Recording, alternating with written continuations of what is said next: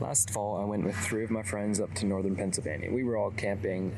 We drove up together and then we were camping for the weekend. We decided to check out some ruins that were on the other side of the woods. So we were hiking and chatting for 3 to 4 miles before this tower just randomly appeared out of the trees. Decided to check it out. That tower was great, but really crumbly, and so we didn't climb very far up.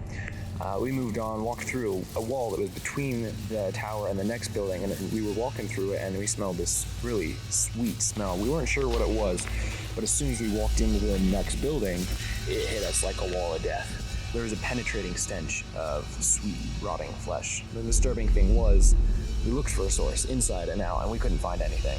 This freaked us out, but we figured it was normal. So we looked up on the walls, just kind of looking around the building. We looked to the right and there was a spray painted smiley face. Nothing too out of the ordinary, completely expected, but it was unsettling. Enough for all of us to turn to the other side of the building at once. We saw something that none of us honestly appreciated. We took very long to process what we were seeing, almost as if our eyes were trying to focus, but it wasn't working.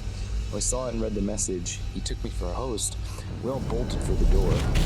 There's nothing that would make this seem right to us, and we really wanted to leave. As we left, however, we found the paper mill in front of us. Dirt, grass everywhere, vines, dust permeating the air, crumbling brick. A subtle but noticeable stench was still there, not encouraging, not in the least. So we explored a little bit more, making sure to avoid the holes that dropped to a murky pit underneath the building, but needless to say, we set an Olympic speed walking record to get back to our camp. No way we'd be caught in the ruins after dark. Nothing ever came of this, but we were very glad to leave that weekend.